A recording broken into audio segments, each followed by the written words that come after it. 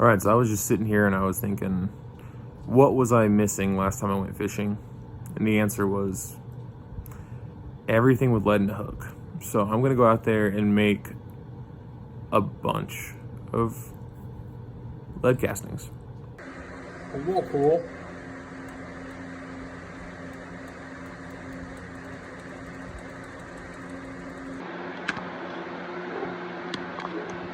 They're gonna fill all these molds up with the hooks and every components they need. Come on, let's get the temperature. I have these cooking. I've also smoked them all so that they all have a layer of soot inside of them so that the lead can flow more smoothly. I know some people will pour them before they actually heat them up, you know, kind of like you inject a mold to warm it up. I prefer just to heat it up like this. It's brittle if you get to 400 degrees, which I feel is plenty.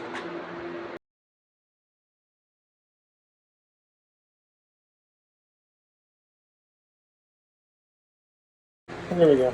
You gotta make sure all these are all the way closed. If there's a gap in there, something is awry, and you need to go back in and switch it, because what could be happening is, what you could be happening there is that one of your hooks got twisted, or maybe one of your screw locks is all jacked up, and that'll cause an incomplete pour. Or if you do get a good pour, you know, it's your hook's messed up, or so it's your screw lock, and you look good. Oh yeah, I did forget I poured one too far. That's funny. Well, I guess that happens. Oh well. I'm gonna go right back to a couple more of these and try to remember that this is where I need to pour. Oh, I thought I missed for a second there. That's a terrible pour.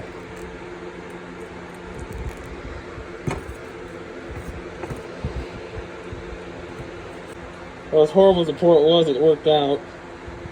Shouldn't have. All right, now I have to go through all of these and file them down. I pulled them off of their little sprues, so there's some like residue left on there. Okay, I gotta judge that first one. Just gonna clean it up. I just poured something, you know, triple the size. And then I do have to deburr some of it too, because even I had the mold really hot, so it would fill, which means there is just a little bit of stuff that I'll get through, and I'll just kind of come through here with the file and a pair of fingernail clippers and make them look a little better. Oh, there's one more spot. Here's an example of one that hasn't come off yet. This is one of the finesse jigs. So I take a pair of pliers and just wiggle it till it comes off, but make sure you hold the head, because you might pull the head loose and that would be really bad. All right, so I had to actually voice this part over.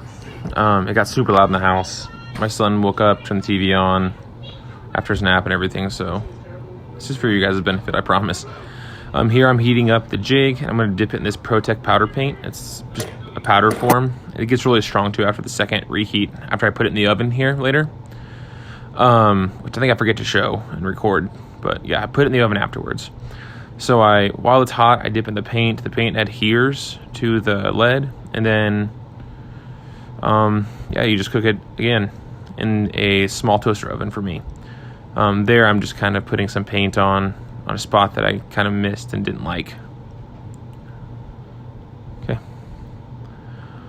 Next is the herring head jig. It is a lot harder to do.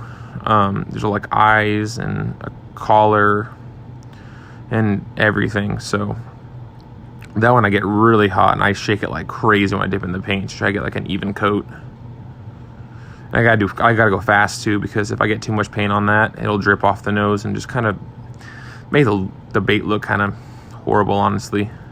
But I love this underspin mold. It's one of my favorite ones to throw. Oh, another spot. Good time to catch it though. All right, I was trying to show the camera. This is my white color I use that a lot on these round heads. So I did that, and then this is a watermelon for the shaky heads. I also did some June bug as well. Shaky heads are the easiest because all they are just a little circle. So you just have to dip that in really fast, pull it out. It usually just looks great every time. I think I'll actually show it this time too.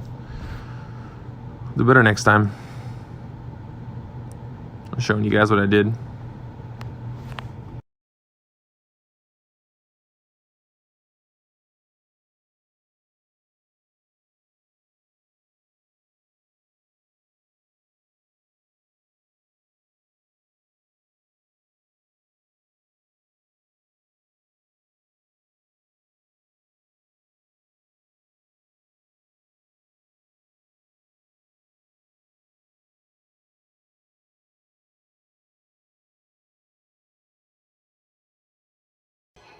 So there's everything that came out of the oven. Some of these are done. For example, these round heads don't need anything else, so they're completely done. Look nice. Shaky heads are also done. The watermelon's finished. June bugs. And then the Neds also finished. But the herring heads do need the underspin. They're not done yet. And there's one like in the pearl color. So that's the next thing we're gonna do. All right, so I was pretty happy. I actually found that I had some of these blades on these swivels already that I made a long time ago because I was doing just a bunch of these at one point. So it saves me a little time. Guess that this first time, obviously, I flipped it around like this. Bouncy. Okay. So what I'm gonna do is take the end and I'm gonna throw it through this loop right there. Then I'm gonna crimp it. Now the biggest deal with these is to make sure you crimp it all the way, because if you don't, you're not gonna have a blade when you're done reeling it in.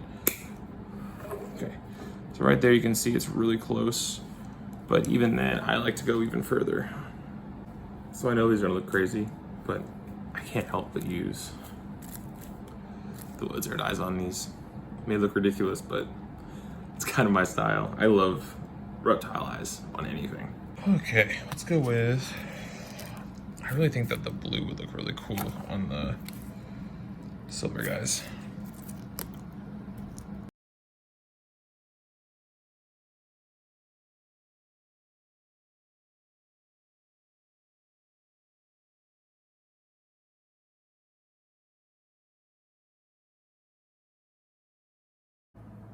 All right, camera issues again there, kind of cut out, but I went with the orange for the green. It's my favorite of all the reptile eyes that I have here.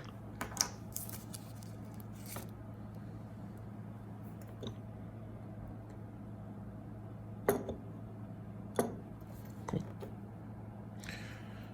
Good looking bunch. Well guys, thank you so much for watching. This is not my normal space.